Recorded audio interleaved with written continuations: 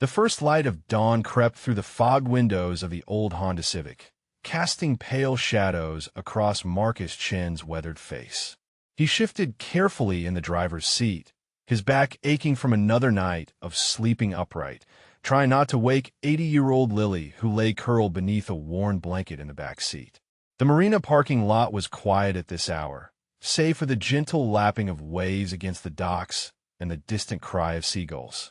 Marcus had discovered this spot 3 weeks ago when the shelter reached capacity. The security guard made his rounds at midnight and 6 in the morning, giving them a precious window of rest between the endless uncertainty of their days. Before we dive into this story, drop a comment and let us know what state you're watching from. Maybe you've seen families facing similar struggles where you're from. Lily stirred, her dark hair tousled against the makeshift pillow Marcus had fashioned from his jacket. She opened her eyes slowly, those bright, intelligent eyes that reminded him so much of her mother. Sarah would have known what to do, would have found a way through this nightmare that had become their reality. Marcus reached into the glove compartment and pulled out a granola bar, one of their last 3. He broke it in half, saving the larger portion for Lily. The sound of her waking brought a tired smile to his face, the same smile he wore every morning to shield her from the weight of their circumstances. "Good morning, sweetheart," he whispered, turning to face her. "Sleep okay? Daddy, are we going to find a house today?" she asked, her voice small but hopeful, the way children's voices are when they still believe in the possibility of better tomorrows. 2 hours later, as Marcus helped Lily wash her face with bottled water near the marina's public restroom, a commotion erupted from the luxury dock section. Raised voices carried across the water, sharp with frustration and urgency. A sleek white yacht, easily 200 feet of gleaming opulence, sat motionless at the end of the pier. Smoke billowed from its engine compartment, while crew members in crisp uniforms scurried across the deck like ants whose hill had been disturbed. "That's a beautiful boat, Daddy," Lily observed, her small hand slipping into his as they watched the chaos unfold. "Yes, it is," Marcus replied, though his engineers I was already analyzing the problem. The smoke pattern, the crew's frantic movements, the way the captain kept shaking his head at his phone, it all painted a clear picture of mechanical failure. A woman emerged from the yacht's main cabin, her silver hair perfectly styled despite the early hour, her tailored business suit commanding attention even at a distance. She gestured sharply at the crew, her voice cutting through the morning air like a blade. "I don't care what it takes," she snapped at a man in captain stripes. "Cancel every repair service in the city if you have to. I have a Nakamura meeting in 4 hours, and this yacht needs to be operational." Marcus recognized the desperation masked by authority. He had worn that same expression once, back when he had something to lose besides everything he had already lost. The captain spread his hands helplessly. "Ma'am, the earliest anyone can get here is this afternoon. The marine electrical systems are completely fried." Marcus watched the woman's frustration mount as another phone call ended in disappointment. Something in her rigid posture reminded him of the corporate executives he once worked alongside, people who solved problems with money and connections until the day those solutions failed them. "Stay here for just a moment, sweetheart," he told Lily, settling her on a nearby bench with the remaining granola bar. "I'll be right back." He approached the yacht slowly, his worn sneakers silent on the weathered dock planks. The woman stood with her back to him, barking orders into her phone about helicopter transport and backup venues. The captain noticed Marcus first, his weathered face creasing with polite but firm dismissal. "Excuse me," Marcus said quietly, addressing the woman's rigid shoulders. "I couldn't help but notice your engine trouble. I might be able to help." The woman turned, her steel-gray eyes taking in Marcus's rumpled clothes, his day-old stubble, the unmistakable signs of a man living rough. Her expression shifted from surprise to barely concealed disgust. "Help," she repeated, her voice dripping with disdain. "I don't think someone like you understands the complexity of marine engineering systems worth $12 million. The captain shifted uncomfortably, clearly embarrassed by his employer's rudeness but unwilling to contradict her. I understand you're frustrated, Marcus continued calmly, but I have experience with these systems. If you let me take a look at the damage, I might be able to identify the problem. The woman's laugh was sharp and cold. Security will escort you off this dock if you don't remove yourself immediately. Marcus returned to the bench where Lily sat swinging her legs, her young face bright with curiosity about the commotion around the yacht. She looked up at him with those intelligent eyes that always seemed to see more than other children her age. "Did you help the angry lady, Daddy?" she asked, offering him half of her granola bar. "She doesn't think I can help her, honey," Marcus replied, settling beside his daughter and accepting the offered food with a grateful smile. Sometimes people make decisions about others before they really know them. Lily tilted her head thoughtfully, a gesture that always reminded him of Sarah during her most analytical moments. "But you fixed Mr. Peterson's boat engine last month when we lived near the harbor. And you always fixed Mommy's car when it made funny noises." The memory hit Marcus like a physical blow. Sarah laughing as he emerged from under the hood of their old sedan, grease-stained but triumphant. The garage of their suburban home, where he had tinkered with engines and electronics, back when their biggest worry was Lily's preschool enrollment. "That was different, sweetheart," he said quietly. "These people live in a different world than we do now. But you're still the same smart daddy, right?" Lily pressed, her hand finding his. "You still remember how to fix things?" Marcus squeezed her small fingers gently. "Yes, I still remember. Knowledge doesn't disappear just because circumstances change. Your father studied marine engineering at MIT, worked on oil rigs and luxury vessels before you were born. Then maybe the lady will change her mind," Lily said with the simple faith of childhood. 20 minutes later, as the woman's phone calls grew increasingly desperate, Marcus made his decision. He had heard enough technical details from her conversations to understand the specific nature of the failure. The symptoms pointed to a cascade electrical fault in the main distribution panel, likely triggered by a voltage regulator malfunction. "Stay right here where I can see you," he told Lily, positioning her on the bench with a clear view of the yacht. "If anyone bothers you, you call for me immediately." He approached the yacht again, this time with the confident stride of someone who knew exactly what he was talking about. The woman was berating another repair service over the phone when she noticed him returning. "I thought I made myself clear," she began, but Marcus cut her off with technical precision. "Your starboard engine's voltage regulator failed, causing a feedback surge through the main electrical distribution panel. The smoke you're seeing is from burned relay contacts in the power management system. It's not the engines themselves, it's the electrical interface that controls them." The woman's mouth fell open slightly. The captain, who had been listening from nearby, stepped closer with sudden interest. "How could you possibly know that?" the woman demanded, though her tone had shifted from dismissive to suspicious. "Because I can hear the diagnostic alarms from here, and I recognize the pattern. Your backup generators are cycling every 30 seconds, which means the load balancing system is trying to compensate for phantom draws from the damaged relays." The captain's eyes widened. "He's right about the generator cycling. I hadn't connected those dots." The captain stepped forward, his weathered face showing the first signs of genuine interest. In 40 years of sailing, he had learned to recognize expertise regardless of its packaging. "What's your assessment of repair time?" Captain Rodriguez asked, ignoring his employer's sharp glance of disapproval. Marcus studied the yacht's superstructure, mentally cataloging the electrical routing he knew would be standard on a vessel of this class and vintage. If it's isolated to the main distribution panel, and you have spare relays aboard, maybe 2 hours for a temporary bypass. The voltage regulator will need replacement, but I can wire around it to get you operational." The woman, Victoria Sterling according to the nameplate he could now see on the yacht's stern, crossed her arms defensively. "And what exactly qualifies you to make such an assessment? Do you have any idea what this vessel is worth?" Marcus met her gaze steadily. "I know it's a Benetti custom build, probably 2018 or 2019, with redundant Caterpillar diesel engines and a Kohler electrical system.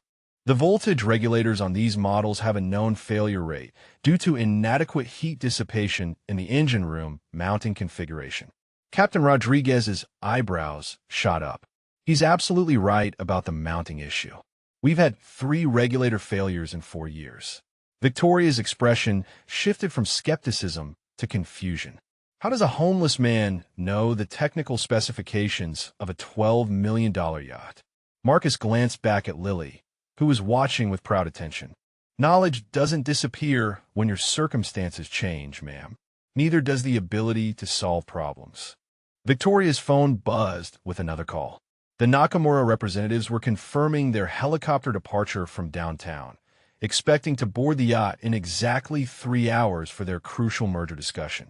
Panic flickered across her composed features as she realized her empire's biggest deal hung in the balance. Captain Rodriguez cleared his throat respectfully. Ma'am, with respect, we're running out of options. The earliest repair service can't get here until this afternoon, and Mr. Nakamura's people won't wait. Marcus watched the calculation play across Victoria's face, the moment when desperation began to outweigh prejudice. He had seen it before in boardrooms and oil rig control rooms, the instant when pride became less important than results. You mentioned a temporary bypass, Victoria said slowly, her voice tight with reluctance. What would that involve? I need access to your electrical room and spare parts inventory, Marcus replied professionally. The bypass would reroute power through the secondary distribution panel while isolating the damaged sections. It's not a permanent solution, but it will get your engines operational and keep them running for several hours. And if something goes wrong? If you damage the systems further? Marcus met her gaze steadily. Then you'll be in the same position you're in now, except you'll have tried everything possible instead of waiting for help that might arrive too late. Captain Rodriguez nodded approvingly. The man's diagnosis is sound, ma'am. I've seen enough electrical failures to recognize his accuracy. Victoria glanced at her watch, then at the yacht where her business future waited in mechanical limbo. Fine, she said through gritted teeth, but I'm holding you responsible for any additional damage. As Marcus descended into the yacht's engine room, the familiar hum of marine machinery welcomed him like an old friend.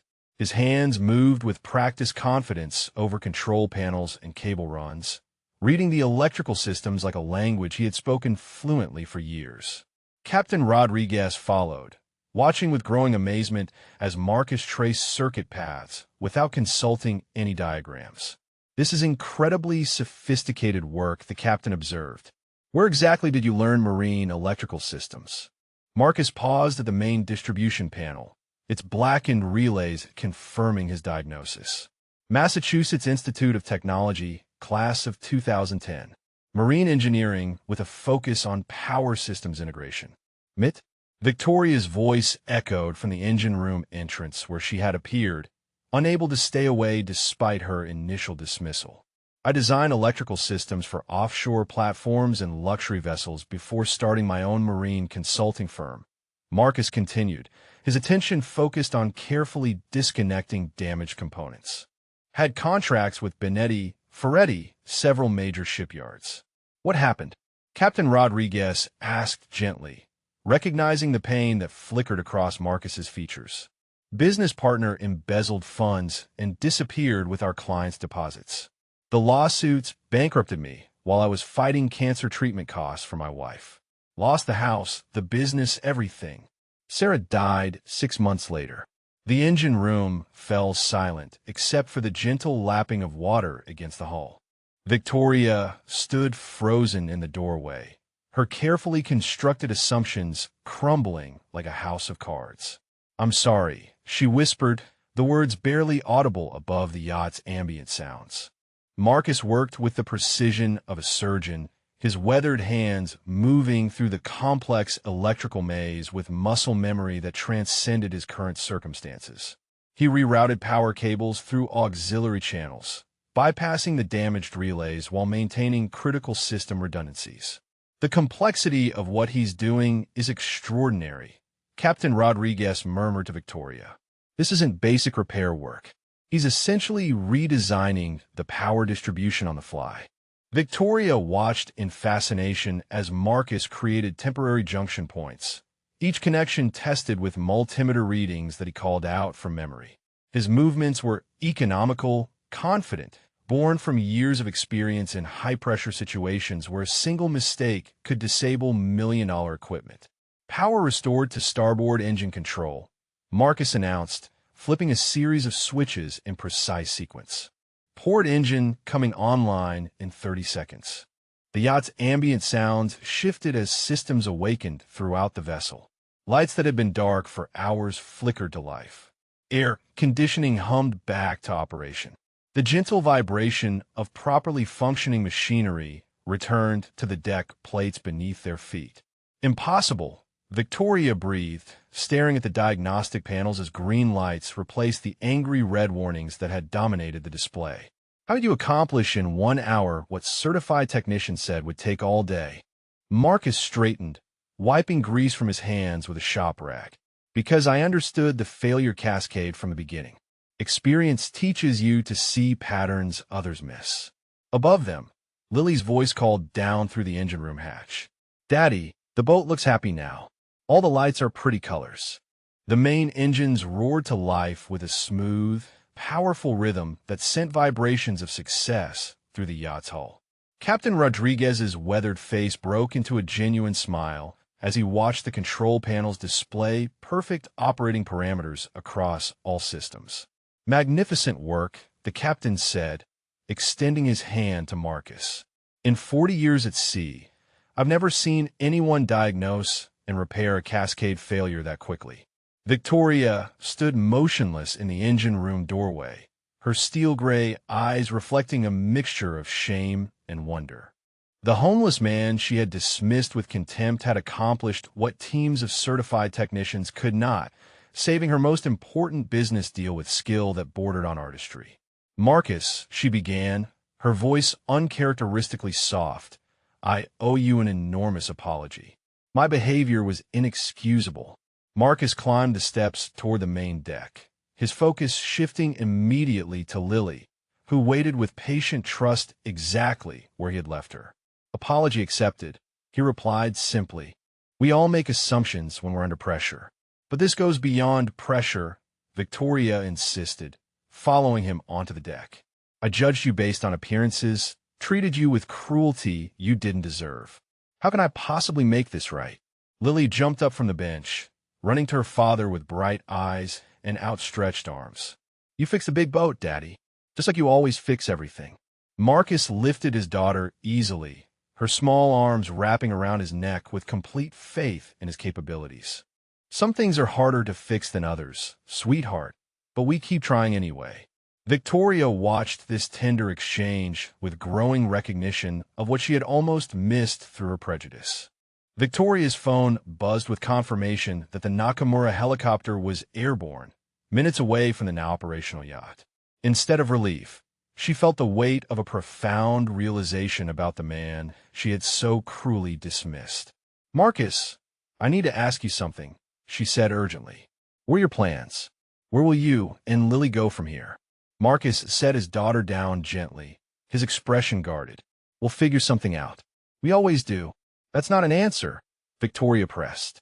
You're sleeping in your car with a brilliant 80-year-old daughter. You just saved a $12 million yacht and a $100 million business deal. This situation is unacceptable. Lily looked up at her father with questioning eyes. Daddy, what's the nice lady talking about? She's offering to help us, sweetheart, but we've learned to be careful about accepting help from strangers, Marcus replied, his protective instincts clearly engaged. I'm not a stranger anymore, Victoria said firmly. I'm someone who owes you more than money can repay. Marcus, I want to offer you a position as my chief marine engineer. Full salary, benefits, housing allowance. Lily deserves stability and education opportunities. Captain Rodriguez nodded approvingly. The man's skills are extraordinary, ma'am. Any maritime operation would be lucky to have him. Marcus studied Victoria's face, searching for signs of pity or charity that would wound his pride. Instead, he saw genuine respect and determination. This isn't charity, Victoria continued, reading his hesitation. This is business. I need someone with your expertise, and you've proven your capabilities beyond any doubt. 3 months later, Marcus stood on the bridge of Victoria's newest acquisition, a research vessel bound for marine conservation work in the Pacific. His chief engineer uniform bore the Sterling Maritime logo, and his hands, now clean and steady, operated control systems he had helped design and install. Lily attended Harbor View Academy, her brilliant mind flourishing in an environment that recognized and nurtured her potential. She had made friends, joined a robotics club, and spoke of becoming an engineer like her father. The morning sun cast golden light across the water as Victoria joined Marcus on the bridge. The Nakamura deal had been a tremendous success, leading to expansion opportunities that required exactly the kind of expertise Marcus possessed. "Any regrets about that morning at the marina?" Victoria asked, watching dolphins play in the yacht's wake. Marcus smiled, thinking of their small apartment overlooking the harbor, of Lily's laughter echoing through rooms that belonged to them, of Sarah's picture on the mantel in a home filled with hope again. "Everyone deserves a second chance to be seen for who they really are," he replied. "Sometimes it takes courage to look past appearances and find the person underneath." Victoria nadie thoughtfully. "I learned that morning that brilliance doesn't announce itself with expensive clothes or impressive titles. Sometimes it quietly offers to fix what's broken and waits patiently to be noticed." If this story touched your heart, please drop a comment and let us know your favorite part, or if you've ever witnessed hidden talents in someone others overlooked. Marcus touched the compass on the bridge console, pointing toward their destination and their future.